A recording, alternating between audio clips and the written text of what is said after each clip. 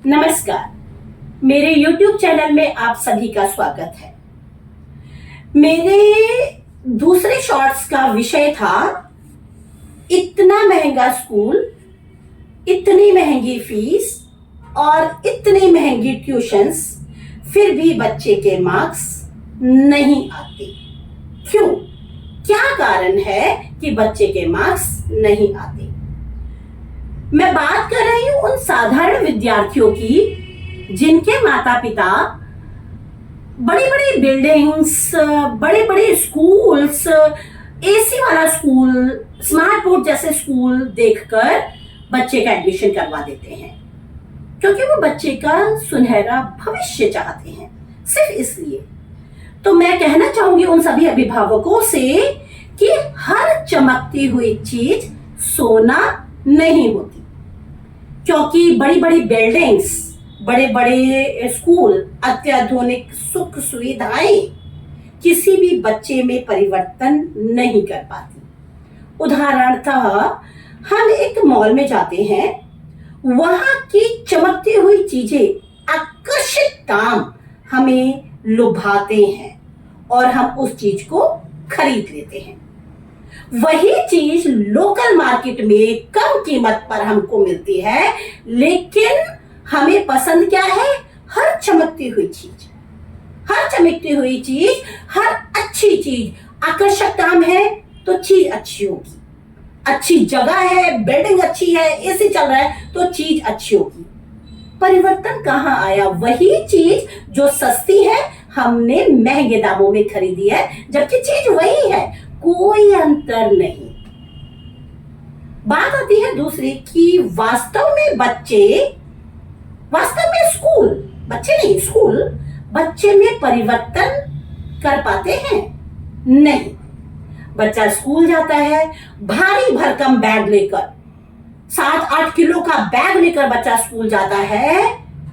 Homework ना कर पाने के कारण, किसी वजह से समझ ना आने के कारण कार्य नहीं कर पाता, तो टीचर्स उस पर चिल्लाता है बजाय उसकी समस्या सुनने के, और वह बच्चा नीची गर्दन करे हुए, थका हारा, वो 7-8 किलो का बैग लेकर दोबारा दोपहर में अपने घर पहुंचता है। वो दोपहर नहीं कहा जाएगा, उसको हम शाम कह सकते हैं जी।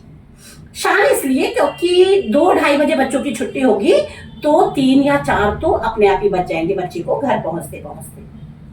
तो बच्चे में जरा सा भी, रत्ती भर भी फर्क नहीं आता, जिसे हम सोच रहे हैं कि बहुत आकर्षक विद्यालय में भेजा है, बड़ी बिल्डिंग्स में भेजा है, लेकिन बच्चा तो डांट खा कर आ रहा है ना, उसका मनोबल तो वैसे ही कम हो गया। तो बच्चे के बेसिक्स पर जब काम ही नहीं किया गया, बच्चे के रूट पर काम नहीं किया गया, तो बच्चे में सुधार कैसे आएगा? रही बात हर बच्चे की समझ की, मैंने वही बोला कि हर विद्यालय में 3 स्तर के बच्चे होते हैं, उच्च, औसत, निम्न। बात हो रही है साधारण बच्चे की। हर एक बच्चे का आईक्यू लेवल उच्च नहीं होता और हर एक बच्चे का आईक्यू लेवल निम्न नहीं होता, लेकिन विद्यालय में प्रत्येक विद्यार्थी के स्तर के अनुसार शिक्षा नहीं दी जाती। रही बात टीचर की, टीचर को अपना पाठ्यक्रम पूर्ण करना है, फीस की उगाही करनी है, कॉपी चेकिंग करनी है, और सबसे बड़ी बात, टीचर की कार्य प्रणाली के अंतर्गत फीस उगाही का सबसे बड़ा जिम्मा होता है। अगर वह फीस नहीं देता तो बच्चा परीक्षा में बैठ नहीं सकता है। यह टीचर्स की कार्य प्रणाली के अंतर्गत आता है, लेकिन टीचर्स की कार्य प्रणाली के अंतर्गत वो नहीं आता कि बच्चे को कैसे इंप्रूव किया जाए, उसके अंकों को कैसे सुधारा जाए।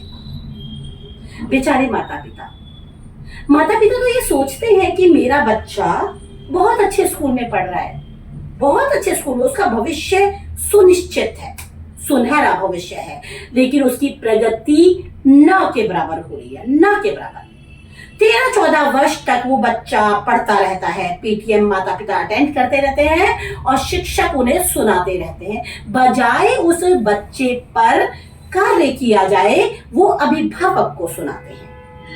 और 13-14 वर्ष के उपरांत जब वो बच्चा विद्यालय से बाहर निकलता है तो भटकता रहता है, क्योंकि उसको कुछ नहीं मिलता कार्य करने के लिए। उसे स्मरण तक नहीं रहता उसने नर्सरी से लेकर कक्षा 12 तक क्या पढ़ा।